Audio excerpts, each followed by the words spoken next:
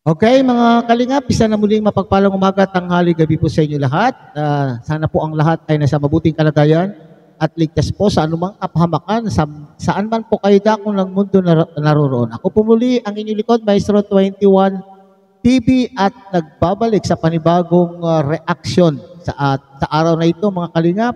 Tayo pa rin po ay ang pagsapa rin po natin po ay si Kalingap Edo o si Papa Ed, si mga kalingap ha. Okay, so ito naman po yung sinasabi sa live po ni Kalingap Rob na ito bang si Kalingap Edo ay hihiwalay na ba? Okay. Saan hihiwalay? 'Di ba mga kalingap? Hihiwalay na daw po sa Kalingap. Okay. Kung marami na po tayong mga ilan na nagsarili na po ng kanila pong mga community, nagtatag na po ng kanila pong community at ito nga ba, ito bang si Papa Eds ay handa na ba?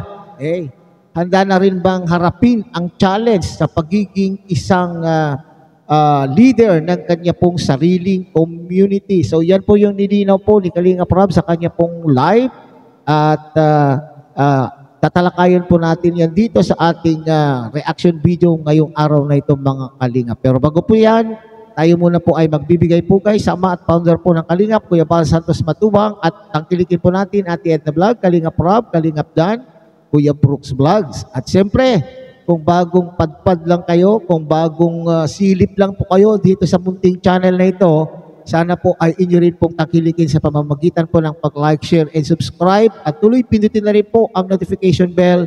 At nang sa ganon, tayo pa rin po ay magsama-sama sa susunod pa pong mga reaction videos na ating gagawin. Likewise, mega loud shout out sa ating mga kasamahan po dyan sa Karepa, Kalingap Reactor Partners sa pamumuno po yan ng ating Presidente, Javier De Leon, aka Birador. At pakitangkilik naman po ang ating mga kasamahan pong Kalingap Partners, lalo na po itong mga Kalingap Charity Vloggers na nandyan po sa mga iba't ibang Kalingap landing pad dito po sa ating bansa. Okay, ganun din po sa inyong mga Kalingap subscribers, solid supporters, and organic sponsors. Mega loud shout out po sa inyong lahat.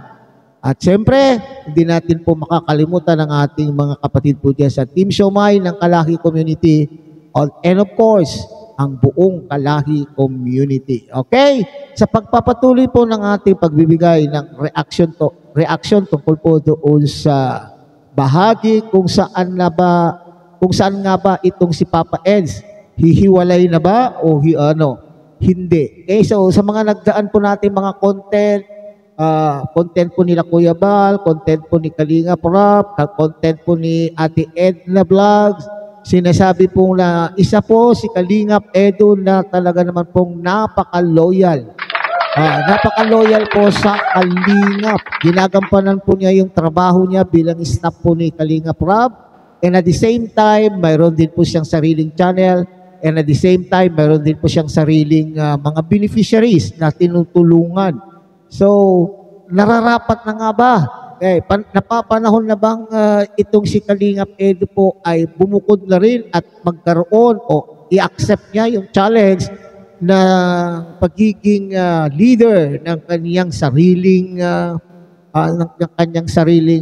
community. Okay? So pagpapatuloy po natin yan mga kalingap.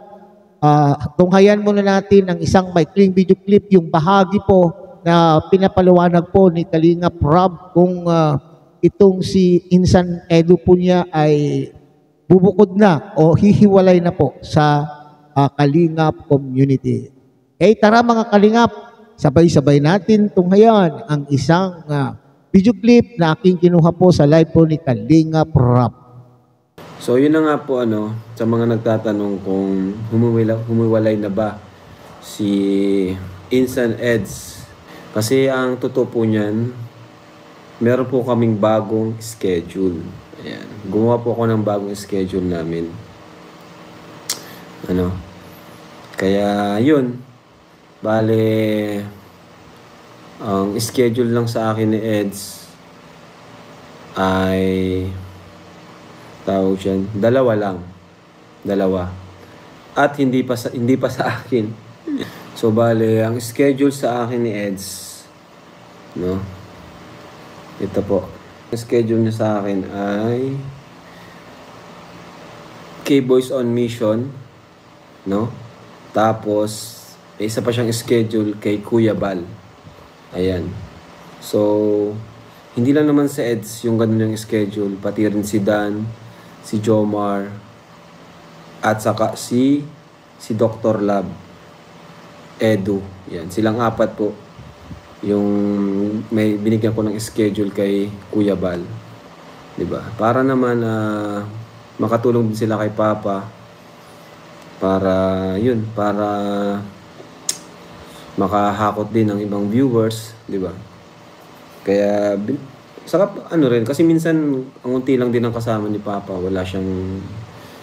walang umaalalay na masyado. Sa akin halos ang dami ko ng kasama. Kaya ayun po, binigyan ko po ng schedule. Yan, yung mga viral natin, yung mga kilala sa K-Boys, binigyan ko sila ng schedule kay Papa. Ayan. Bukas po, si Edo, kay Kuya Bal siya bukas. Ayan. Bukas po kay Kuya Bal siya. And kaya di ko rin siya binigyan ng schedule sa akin na permanent. Kasi tuwing may vlog naman kami, like, halimbawa, Edsy, Danjoy, Jomcar, kasama ko naman na po sila.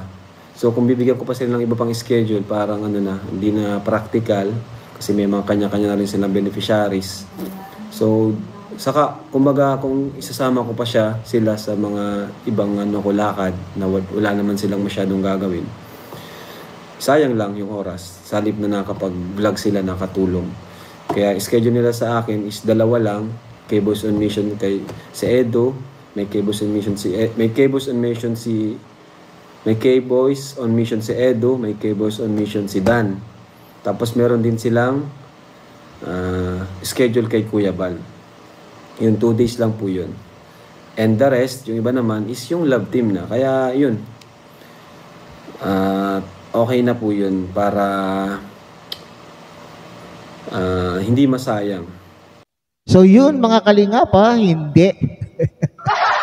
Sa mga nagtatanong daw kung hihiwalay, siyempre, matagal na po natin alam yan, proven na ang puso po ni Kalingap Edu, mga Kalingap, ay nasa Kalingap bilang respeto po niya sa ama at founder po ng Kalingap at siyempre sa tiya niya at sa kanyang pinsan. Okay? So malaki po ang tiwala natin kay Papa Edu na hindi po niya magagawa o hindi niya gagawin na siya po ay hihiwalay at sinasabi po nga ni Ate Edna Vlog ni Kuya Bal na itong si Kalingap Edu ay maski sabihin natin mayroon na pong sariling followers, meron na rin po sariling mga beneficiaries, mga scholars, napapabakayan. Pero yung kanya pong channel ay nakakabit pa rin po sa programa ng Kalingap. Okay, nakaangkla pa rin po yung pagtulong ni Kalingap Edu sa programa na ginagawa po ng Kalingap Community. So, wala po yan. Pero, ito ngayon po yung gagawin po ni Kalingap Rob. Okay. So, yung gagawin po niyang bahagyang pagbabago. Okay? So, may bahagyang pagbabago po na in-announce po ni Kalingap Rob tungkol po sa mga Kalingap Boys na lalo yung mga staff po niya na sumasama po sa kanya. Siguro napapanahon na rin po na yung mga iba pong mga Kalingap Boys ay hindi na masyado kailangan. So, sila po ay binigyan. Okay? Binigyan na po ng mga schedule. Okay? So, ito lang naman po ang ating masasabi po dyan sa paggawa po ng schedule. Talaga, tama-tama po. Okay? Very systematic po kapag ganyan po ang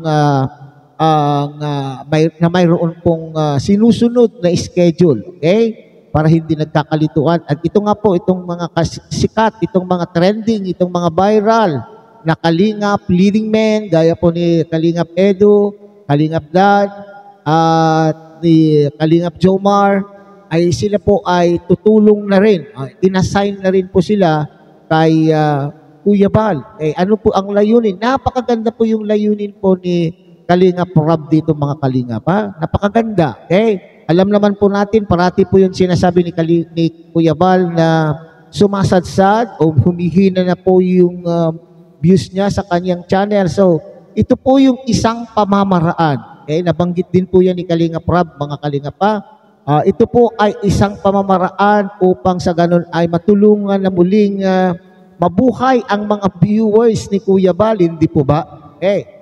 Sa tulong po ng mga viral ng mga leading men, maaaring manumbalik yung sigla po ng mga natutulog na viewers po ni Kuya Bal. Harinawa po mga Kalinga pa, ito ay magandang estratehiya o pamamaraan na naisip po ni Kalinga Rab. Okay, so ibig sabihin, dalawa na lamang po yung schedule, pero yung dalawang schedule ng mga Kalinga boys na ito ay hindi pa po para sa kanya. Isa sa kanyang second channel, sa kanyang second channel, and at the same time, isang araw din ang inilaan po para kay Kuya Bal na sasama po sa kanya upang sa ganun ay maglingap sa ating kapwa. Okay?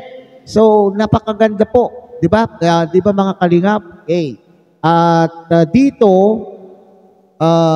upang mabigyan din po ng panahon, sapat na panahon po itong mga Kalingap boys na ito na makapag-scout doon sa sarili po nilang channel at mapuntahan din po nila yung mga sarili po nilang mga beneficiaries. May pagpatuloy po nila yung charity works ng kanila pong channel. Kasi iniisip po ni Kalinga Prab, mga Kalingap, na itong leading men na ito ay sobra na po yung serbisyo. Kumbaga, baka maubusan po sila o mawalan po sila ng panahon para asikasuhin naman po yung kanilang channel. Total, meron naman na po silang Kalingap in Mission, isa ang araw para kay Kuya Bal, at siyempre kung kapag tinawag po sila na mag-shooting para po magsilbing mga leading men, nandyan din po parati po ang mga ito.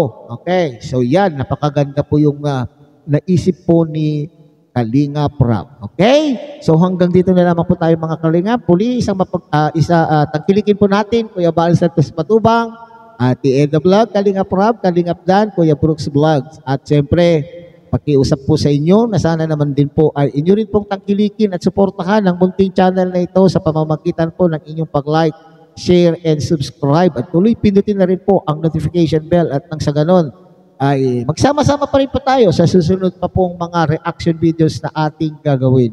Okay, muli, isang mapagpalang umaga, tanghali, gabi po sa inyo lahat. Mabuhay po kayo at God bless everyone.